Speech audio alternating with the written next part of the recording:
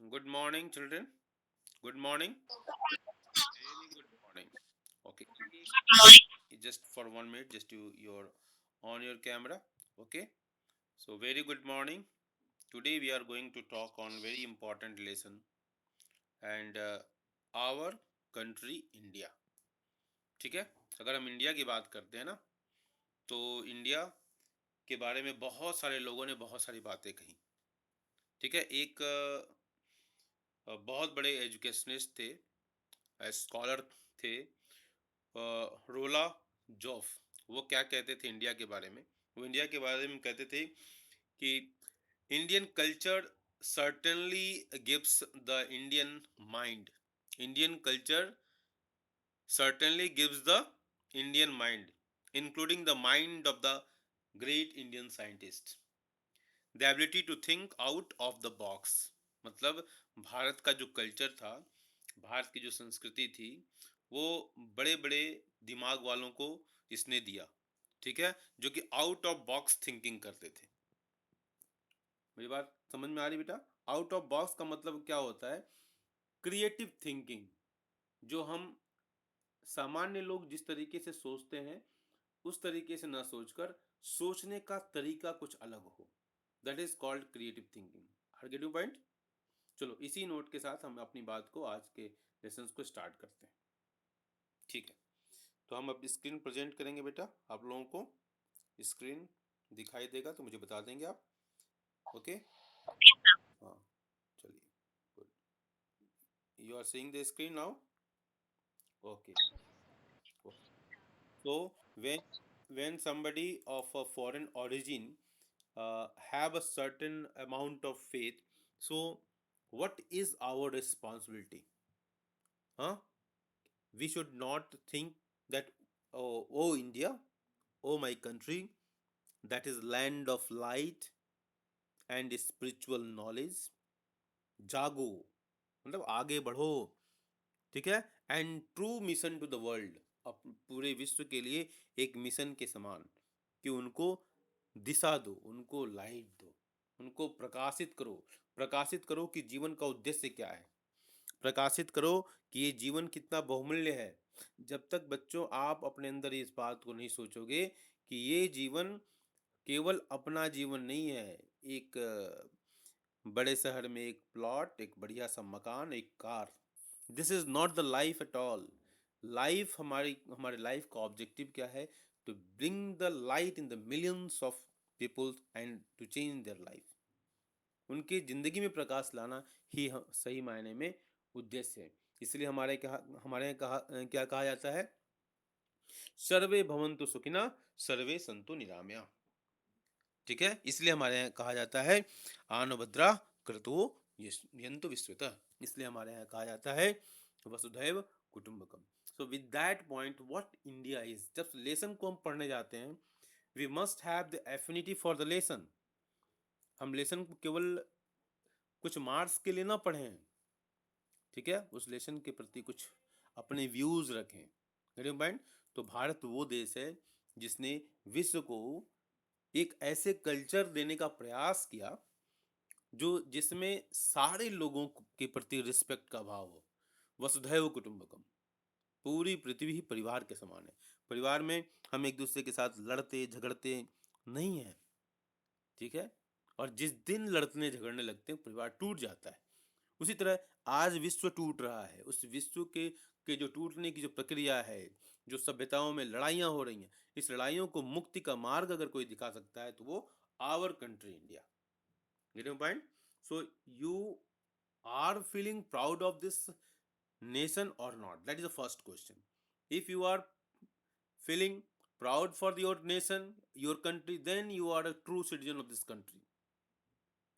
अगर आप अपने परिवार के प्रति स्वाभिमान, अपने पेरेंट्स के प्रति रिस्पेक्ट और स्वाभिमान की भावना नहीं रखते हैं, तो आप अच्छे पुत्र और अच्छी पुत्री नहीं है. You are not a good son और डॉटर फैमिली. हाँ, बोलिए.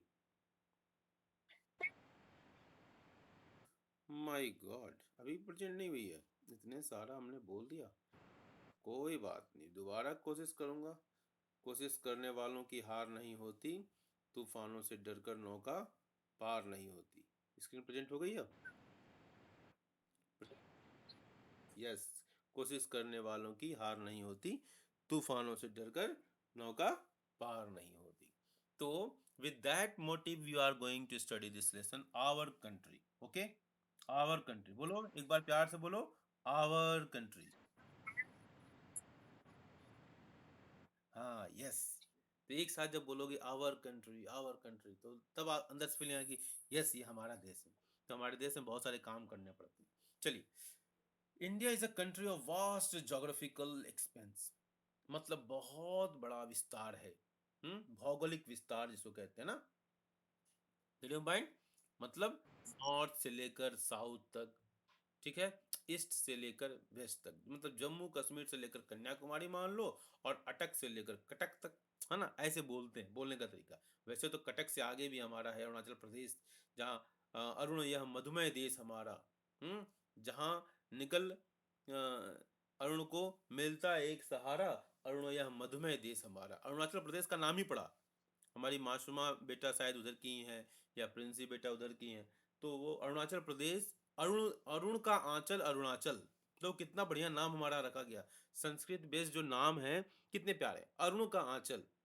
हाँ, ठीक है, आंचल आप जानते ही हो, है ना, उस आंचल के छांव में आप लोग पड़े हुए हैं, पले हैं, बड़े हैं, जिस प्रकार से हम लोग भी उसी तरीके से बने हैं, तो आंचल आप जानते ही हैं। अरुण का आंचल मतलब सूर्य का आंचल, मतलब पहले जो सूर्य की किरण आती है तो विस्तार कहाँ लेती है, अरुणाचल प्रदेश में। ठीक है, तो जोग्राफिकल एक्सपेंशन को ये बताता है कि हमारा कितना बड़ा विस्तार है। ठीक है, तो India is a country of vast geographical expense. In the north it is bound by the Lofty Himalayas. Himalaya के बारे में जयशंकर प्रसाद लिखते हैं कि हिमाद्री तुंग श्रृंग से प्रबुद्ध शुद्ध भारती, स्वयं प्रभा समुज्जला स्वतंत्रता पुकारती, अमर्त्य वीर पुत्र हो बढ़े चलो। ठीक है, आज़ादी के समय का ये आंदोलन का ये गीत था, बहुत ही प्यारा गीत था, जयशंकर प्रसाद ने। तो हिमालय के बारे में इसी तरह दिनकर जी लिखते हैं, खड़ा हिमालय बता रहा है डरो ना आधी पानी से, खड़े रहो तुम अविचल होकर हर संकट तूफानी में। खड़ा रहा जो अपने पद पर लाख मुसीबत पाने में, मिली सफलता जग में उसको जीने में मर जाने में। तो जीवन में देखो एक एक शब्दों से हम कितना मॉरल ले सकते हैं। हिमालय से हमारे कवि राष्ट्र कवि दिनकर ने क्या बताया कि तुम परेशानियों से मत भागो, परेशानियों से लड़ने का प्रयास करो, और सफलता उसी को मिलती है जो इसमें धैर्यवान बनता है, धीर पुरुष बनता है, ठीक है, जो विचलित नहीं होता है। तो हिमालय से हमको ये शिक्षा मिलती है। तो हिमालय, लॉफ्टी हिमालयास, बड़ा हिमालय, है ना, हिमालय के कई पार्ट हैं जो कि आगे आप आगे देखेंगे आप। द अरेबियन सी, अरेबियन सी अगर नहीं होता, उसका नाम अरेबिया के आधार पर पड़ गया, अरेबिया, सऊदी अरब, जो है ना अरेबियन कंट्रीज, करीब पॉइंट। तो आपने अरेबियन कंट्रीज की बहुत सारी कहानियां भी सुनी होंगी। ठीक है, और अरेबियन सी करीब पॉइंट वह जहाँ से हमारे मानसून की विंड्स आती हैं और जिससे हमारे खेतों को, खेतों में जो लहलहाती फसलें दिखाई देती हैं, एवरग्रीन फॉरेस्ट दिखाई देते हैं, उसमें इस सी का बहुत बड़ा योगदान है। चाहे वो बंगाल में हो, चाहे इंडियन ओशन हो, चाहे बे ऑफ बंगाल हो, चाहे अरेबियन सी हो, सबकी वजह से हमारा, तो bay of Bengal in the east and the Indian ocean in the south, only country which has a name of a ocean in its name, okay, Indian ocean. ठीक है, अटलांटिक ओशन, पैसिफिक ओशन, किसी में country का नाम नहीं है, लेकिन India Indian ocean कहलाता है। इन the south was the source of the Indian peninsula. ठीक है, आगे गेटिंग पॉइंट। पेनिनसुला क्या होता है, पेनिनसुला देखो आपके लिखा हुआ है, मैं कई बार बता भी चुका हूँ, इसको भी देख सकते हैं आप। पेनिनसुला क्या, पीस ऑफ लैंड।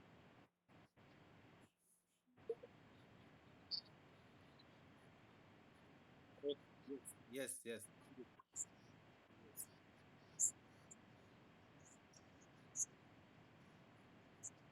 यस, तीन तरफ से पानी से घिरा हुआ क्षेत्र को हम पेनिनसुला कहते हैं। ठीक है, तो ऐसे ऐसे छोटे छोटे शब्द जो है ना, आपके जहन में, आपके दिमाग में बिल्कुल बैठने चाहिए। India has an area of about 3.2 million square kilometre.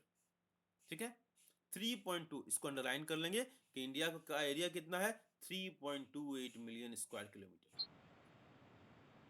Yes, हाँ, डेसिमल के बाद 28 बोलते हैं, है ना, इसलिए हमने ऐसे बोला। The north south extent from Ladakh to Kanyakumari is about 3,200 kilometre. अभी लद्दाख को अलग एक बनाया गया ना, यूनियन टेरिटरी बना दिया गया जम्मू एंड कश्मीर करके।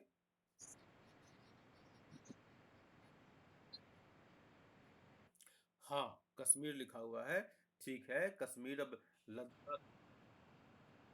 हाँ, कश्मीर का ही पार्ट था पहले लद्दाख। अब लद्दाख थोड़ा सा इसको अलग, तो इसको पहचान देने के लिए नई जो व्यवस्थाएं बदली हैं जम्मू कश्मीर में आर्टिकल 370 के बाद, उसके लिए उसको लिखा हुआ है। आप जम्मू कश्मीर पढ़िए, कोई दिक्कत नहीं है, ठीक है। लद्दाख इसलिए यहाँ लिखा हुआ है। Ladakh to Kanyakumari is about 3,200 kilometre. तो नॉर्थ से लेकर साउथ तक इंडिया का डिस्टेंस कितना है? 3,200 किलोमीटर, ठीक है। आपके बुक में शायद 14 लिखा होगा, लिखा हुआ है, चलो ठीक है, कोई बात नहीं है। And east west extend from Arunachal Pradesh to Kutch is about 2,900 kilometre, okay. 50 mountains, the great Indian, आप माइक ऑफ कर लेंगे बेटा, जब बोलना होगा तो use to tell me. The lofty mountains, the great Indian desert, the northern plains, the uneven plateaus, surfaces, and the coast and the Indian uh, in Iceland presents a diversity of landforms। तो India के landforms में क्या क्या है? हिमालय हो गया, तो great mountains of north Himalaya आ गया। डेजर्ट है, ठीक है। इंडियन प्लेन्स है, जिसमें आप you can include the Punjab, Haryana, Uttar Pradesh, Bihar, ये सब जितने भी एरिया, मध्य प्रदेश, हाँ, राजस्थान का कुछ area, eastern part of Rajasthan. तो ये सब हमारा क्या है? दैट इज द प्लेन का पार्ट हो जाता है। वेस्ट बंगाल का कुछ एरिया, गेटिंग पॉइंट, उड़ीसा का कुछ एरिया। तो और जो डेजर्ट है, जैसे जो वेस्ट राजस्थान है या गुजरात का area, they are part part of the desert area, ठीक है। इसी तरह similarly if you move further in Deccan plateau के साइड चले आओ, तो हमारा पेनिनसुलर प्लेट्यू जिसको हमने नाम दिया, तो प्लेट्यू मिल जाता है। अगेन कोस्टल एरियाज, जहाँ पर आज का eastern part of Andhra Pradesh है, ईस्टर्न पार्ट ऑफ तमिलनाडु है, ठीक है, वेस्टर्न पार्ट ऑफ गोवा है, वेस्टर्न पार्ट ऑफ महाराष्ट्र है, ठीक है, साउदर्न पार्ट ऑफ गुजरात कह लो, ठीक है, और कर्नाटका का वेस्टर्न पार्ट, ये सारे जो केरला का वेस्टर्न पार्ट, ये सारे जो है हमारा कोस्टल प्लेन बनाते हैं। आर्गेनिक पॉइंट, जिसको हम मैप के माध्यम से अभी हम देखेंगे, ओके। आर्गेनिक पॉइंट, तो ये these all things adds our what? Diversity, okay. और because of this diversity the variety of flora and fauna is seen here. मेरी बात समझ में आई बेटा? There is a great variety in the climate, ठीक है, climate, vegetation, wild life, as well as in the language and culture, ठीक है। लैंग्वेज में भी बहुत वेराइटी है। कल्चर बाई एंड लार्ज तो एक ही है, because our culture is based on the harvesting. कहीं उसको बिहू के नाम से सेलिब्रेट करते हैं, अभी हमने just we have celebrated the Makar Sankranti festival. कहीं ओणम, तो कोई पोंगल, तो कहीं मकर संक्रांति, कोई Lohri. This all are the part of the same culture, but diversity है, उनको language differences are there, and because of that we see that that is the cultural diversity, but actually it is not a cultural diversity, it is a lingual diversity. Get your point? Because all the festivals are harvesting festivals, okay। मेरी बात समझ में आ रही बेटा? और ये हमारे यहाँ इट ऑल्सो इंडिकेट्स कि इतना इतना प्यारा कल्चर हमारा, इतनी सारी डाइवर्सिटीज के बाद भी हम लोग एक साथ हजारों लाखों साल से एक साथ मिलजुल कर रह रहे हैं। There was no conflict.